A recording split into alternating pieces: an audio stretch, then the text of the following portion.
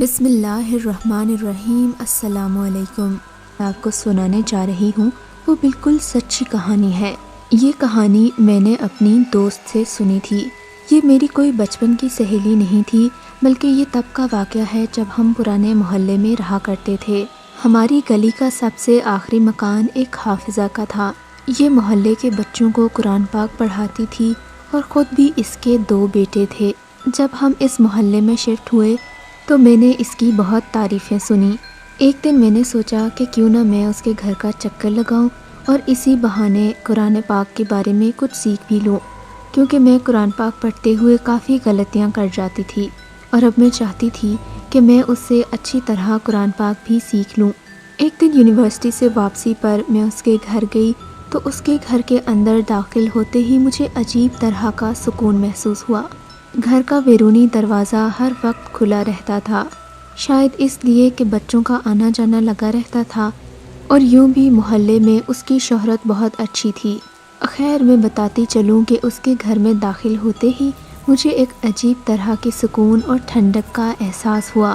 یہ تب کی بات ہے جب گرمیاں اپنے جوبن پر تھیں۔ باہر سخت گرمی تھی مگر اس کے گھر میں ٹھنڈک تھی۔ شاید اس کی وجہ یہ بھی تھی کہ اس کا گھر محلے میں سب سے اونچا تھا۔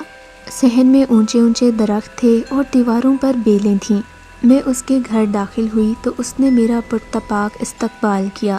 میں نے بتایا کہ ہم محلے میں نئے آئے ہیں اور میں اس سے قرآن پاک سیکھنا چاہتی ہوں۔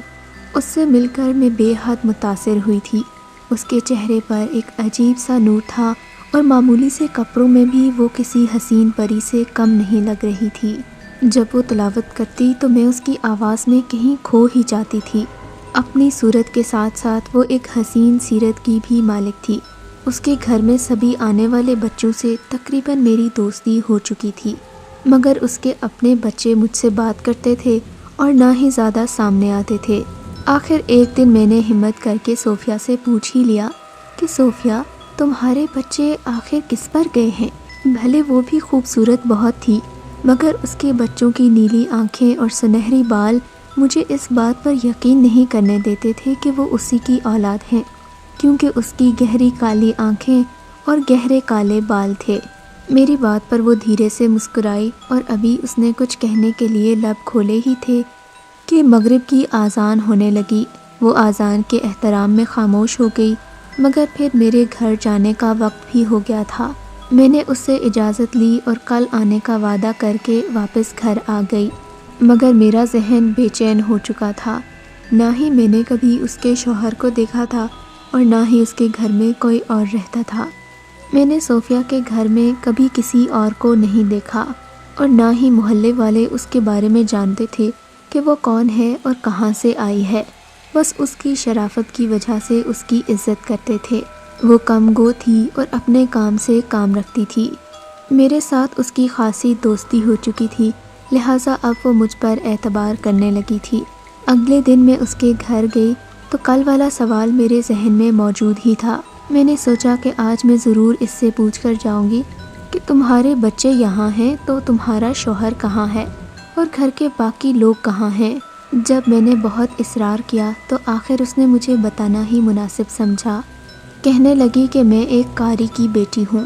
ہمارے ابا نے شادی کے بعد امی کو قرآن پاک خود پڑھایا تھا اور اس کے بعد ہم تینوں بہنوں کو بھی قرآن پاک امی نے ہی سکھایا تھا۔ میری بڑی 2 بہنوں کی شادی ہو چکی تھی اور میں گھر میں اکیلی تھی۔ چاند رات والے دن میں اپنی خالہ کے ساتھ چوڑیاں لینے بازار گئی، کیونکہ ہماری امی بازاروں کے چکر نہیں لگاتی تھیں، لیکن میں چھوٹی تھی، مجھے اپنا شوق تو پورا کرنا ہی تھا، اس لیے امی نے مجھے خالہ اور خالہ کی بیٹیوں کے ساتھ بازار بھیج دیا۔ مگر میں کیا جانتی تھی کہ یہ عید میرے لیے قیامت ہوگی۔ بتاتی چلوں کہ میرے ابو مسجد کے امام اور قاری تھے۔ ہماری رہائش مسجد کے ساتھ جڑے ہی ایک کوارٹر میں ہوا کرتی تھی۔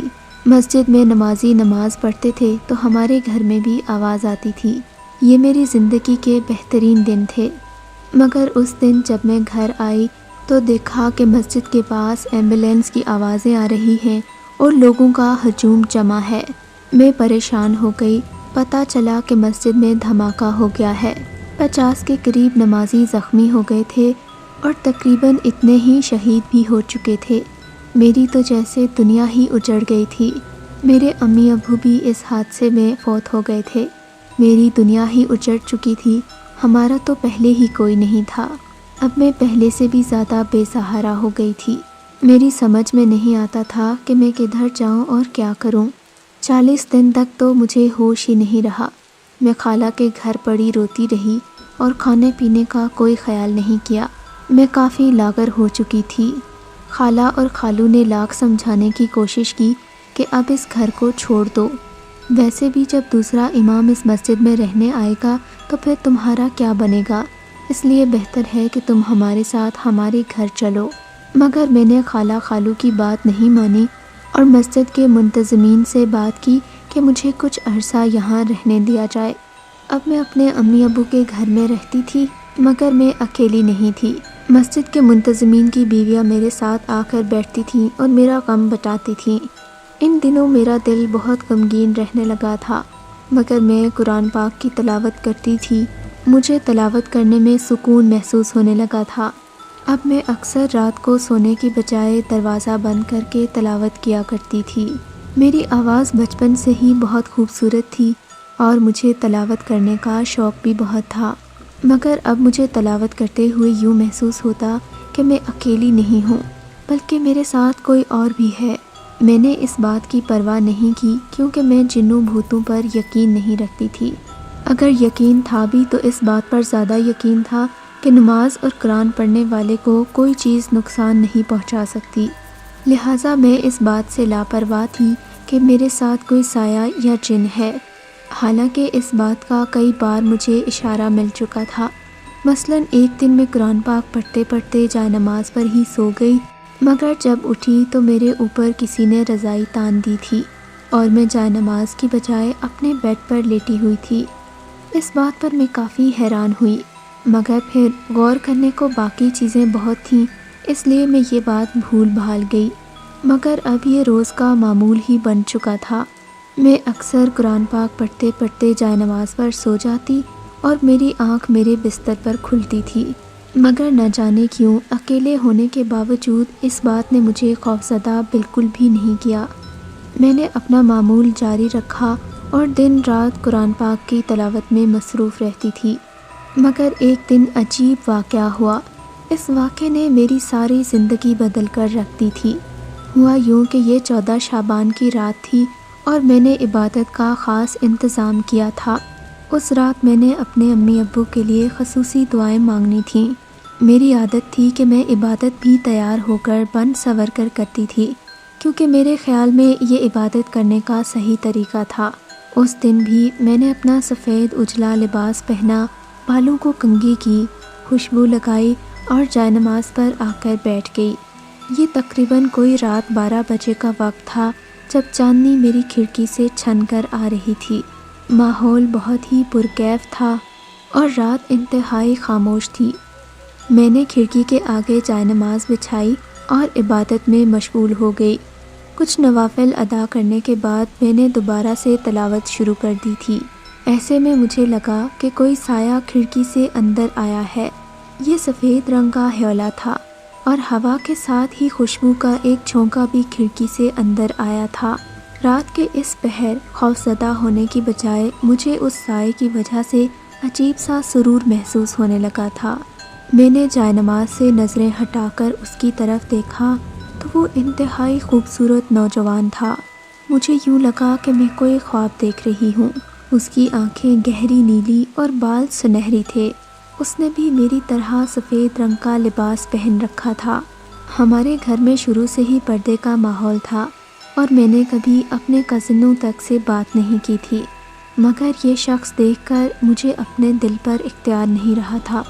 میں بے اختیار اسے دیکھے چلی جا رہی تھی۔ میں نے اتنا حسین چہرہ زندگی بھر نہیں دیکھا تھا۔ ابھی میں اسے دیکھنے میں مگن تھی کہ وہ میرے پاس آیا اور گھٹنوں کے بل بیٹھ گیا۔ وہ مجھ سے ہم کلام ہوا تو مجھے یوں لگا جیسے کہ یہ چاندنی رات تھم گئی ہو۔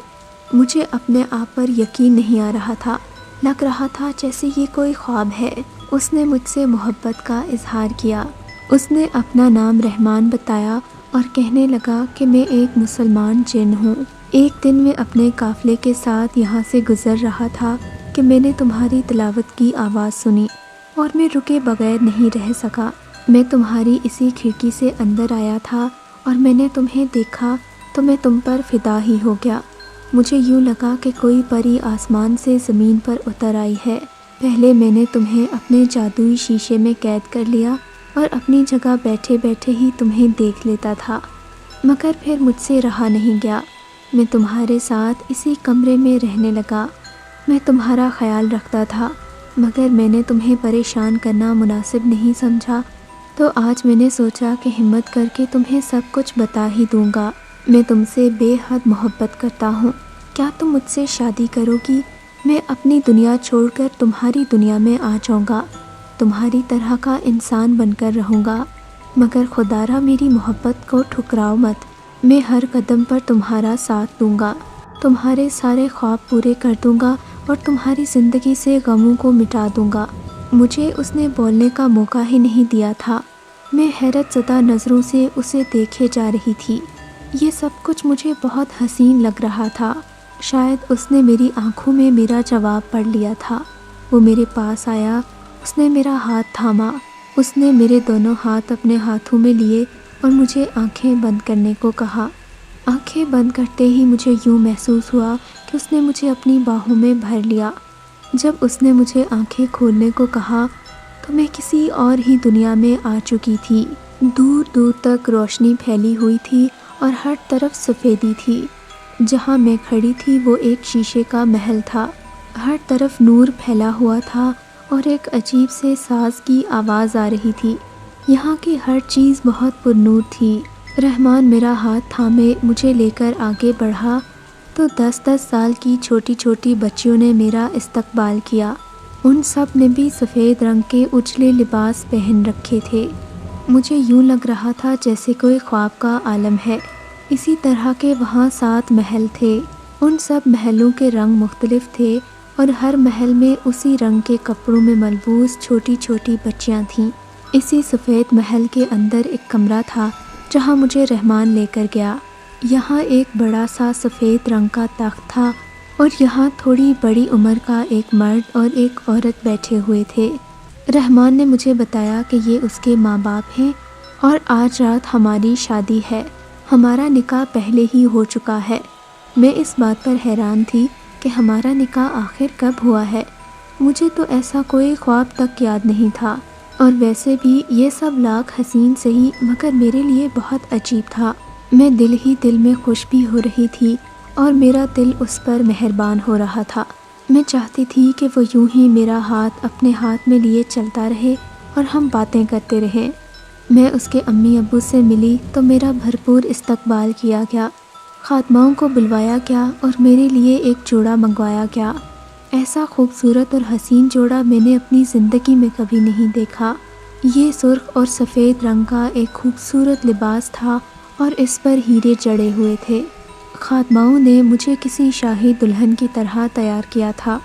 اس محل میں آ کر میں گویا پہلے سے بھی زیادہ حسین ہو گئی تھی۔ میرے بالوں کو ایک خاص قسم کے پانی سے دھویا گیا تھا۔ اب مجھے اپنا آپ ان جن زادیوں کی طرح خوبصورت لگنے لگ گیا تھا۔ تھوڑی ہی دیر میں دلہن بن چکی تھی اور رحمان بھی میرے سامنے دولہے کے روپ میں آ چکا تھا۔ اس نے سفید رنگ کا خوبصورت لباس زیب تن کر رکھا تھا۔ وہ مجھے دیکھتے ہی محبت سے مسکرایا اور ہمیں ایک اور تخت پر بٹھا دیا گیا۔ اس کے بعد جن زادیوں نے ایک خاص قسم کی موسیقی پر خوبصورت رقص کیا۔ شاید یہ میری اور رحمان کی شادی کی دعوت تھی، تبھی یہاں پر بہت سارے لوگوں کو جمع کیا گیا تھا۔ یہ سب لوگ بھی انتہائی خوبصورت اور پرنور چہروں والے تھے۔ سب لوگ مجھے جھک جھک کر سلام کر رہے تھے اور تحائف بھی دے رہے تھے۔ شادی کی دعوت ختم ہوئی تو رحمان مجھے اپنے ساتھ ایک کمرے میں لے آیا۔ یہ کمرہ پورے محل سے بھی کہیں زیادہ حسین اور خوبصورت تھا۔ رحمان نے بتایا کہ یہ میری اور اس کی خوابگاہ ہے۔ اس خوابگاہ میں بہت سارے شیشے رکھے تھے اور ایک شیشے میں میری وہ والی تصویر تھی جہاں میں قرآن پاک پڑھ رہی تھی اور اپنے مسجد والے گھر میں ہی موجود تھی۔ اس رات میں رحمان کی قربت پا کر مکمل ہو گئی۔ جب میری آنکھ کھلی تو میں اپنے مسجد والے گھر میں ہی تھی، مگر میں اکیلی نہیں تھی۔ میرے پہلو میں وہی نوجوان سویا ہوا تھا۔ اگلی صبح وہ مجھے مسجد والے گھر سے نکال کر اس گھر میں لے آیا تھا۔ جب میں یہاں آئی تو میں امید سے تھی۔ مجھے نہیں معلوم تھا کہ میں یہاں کیسے پہنچی اور مالک مکان سے کس نے بات کی۔ اگلے دن مالک مکان کی بیوی آئی اور کہنے لگی کہ آپ کے شوہر نے ہمیں اگلے سال تک کا کرایہ دے دیا ہے اور ہمیں آپ کا خیال رکھنے کی تلقین کی ہے۔ اگر آپ کو کوئی بھی تنگی تکلیف ہو تو آپ مجھے ضرور مطلع کیجیے گا۔ کچھ مہینوں بعد میرے ہاں 2 بیٹوں کی پیدائش ہوئی اور اس دوران رحمان مجھ سے ملتا رہا۔ وہ ابھی بھی میرے ساتھ رہتا ہے مگر کسی کو نظر نہیں آتا۔ اس کی خواہش ہے کہ میں محلے کے بچوں کو قرآن پاک پڑھاؤں۔ ابھی بھی جب میں تلاوت کرتی ہوں تو وہ پہلے کی طرح ہی شوق سے مجھے سنتا ہے۔ محلے والے میرے بارے میں زیادہ نہیں جانتے اور شاید جاننا بھی نہیں چاہتے، مگر اب میری مجبوری ہے، میں یہاں زیادہ عرصہ نہیں رہ سکتی کیونکہ میں نے تمہیں اپنے راز سے واقف کر دیا ہے اور شاید یہ ہمارے لیے بہتر نہیں ہوگا۔ میں نے سب کچھ تمہیں اس لیے بتایا کہ تم ایک اچھی اور نیک لڑکی ہو اور آج کے بعد شاید ہم نہ مل سکیں، مگر جاتے جاتے میں تمہیں اپنی ایک نشانی دینا چاہتی ہوں۔ یہ کہہ کر اس نے ایک چمکدار تھیلی میری طرف بڑھائی۔ میں نے کچھ نہ سمجھتے ہوئے وہ تھیلی لے لی کیونکہ ابھی تک اس کی کہانی سن کر میں حیرت میں ڈوبی ہوئی تھی۔ اس کی کہانی سنتے سنتے مغرب کا وقت ہو گیا تھا اور میں بنا کچھ سوچے سمجھے وہ تھیلی لے کر اس کے گھر سے نکل پڑی۔ گھر آ کر تھیلی کھول کر دیکھا تو اس میں بے شمار چھوٹے چھوٹے قیمتی پتھر تھے۔ معلوم نہیں ہیرے تھے یا کوئی اور پتھر، مگر ان کی چمک سے لگتا تھا کہ وہ بہت قیمتی ہیں۔ میں نے وہ تھیلی اپنے پاس رکھ لی اور سوچا کہ کل دوبارہ جاؤں گی تو یہ اسے واپس کر آؤں گی۔ نہ جانے یہ کتنے قیمتی پتھر ہیں اور میں ان کی حقدار بھی ہوں یا نہیں۔ میں اگلے دن شام کی بجائے صبح 10 بجے ہی اس کے گھر چلی گئی، مگر یہ دیکھ کر حیرت ہوئی کہ گھر پر تالا پڑا ہوا تھا۔ میں نے زیادہ کسی سے کوئی پوچھ گچھ نہیں کی اور گھر واپس آ گئی۔ سوچا کہ شام کو جاؤں گی، شاید وہ اپنے کسی کام سے کہیں گئی ہوگی، مگر شام کو محلے کے بچوں سے پتہ چلا کہ صوفیہ باجی محلہ چھوڑ کر چلی گئی ہیں۔ میں اس کے جانے پر بہت غمزدہ ہوئی۔ میں اس سے شاید کچھ اور بھی سوالات پوچھنا چاہتی تھی، مگر شاید اس نے اتنا ہی بتا کر مجھے خود سے جدا کر دینا مناسب سمجھا تھا۔ قیمتی پتھروں والی تھیلی اب بھی میرے پاس موجود ہے اور مجھے صوفیہ کی یاد دلاتی رہتی ہے۔ میں نے آج تک ان پتھروں کے بارے میں کسی سے ذکر نہیں کیا اور نہ ہی کرنا چاہوں گی۔ بس انہیں پا کر مجھے ایک عجیب طرح کے سکون کا احساس ہوتا ہے۔ میں وہ پتھر دیکھ لیتی ہوں اور ایک ادھوری سی مسکراہٹ میرے چہرے پر پھیل جاتی ہے۔ اگر آپ کو یہ کہانی اچھی لگی ہے تو اس ویڈیو کو لائک کیجیے اور اس طرح کی مزید ویڈیوز دیکھنے کے لیے ہمارے چینل کو سبسکرائب کیجیے۔ اور ہاں، اگر آپ کی کسی دوست، رشتہ دار یا بہن کے ساتھ خدا نہ کرے ایسا کوئی واقعہ پیش آیا ہے تو ہمیں کامنٹ سیکشن میں اس کے بارے میں ضرور بتائیے۔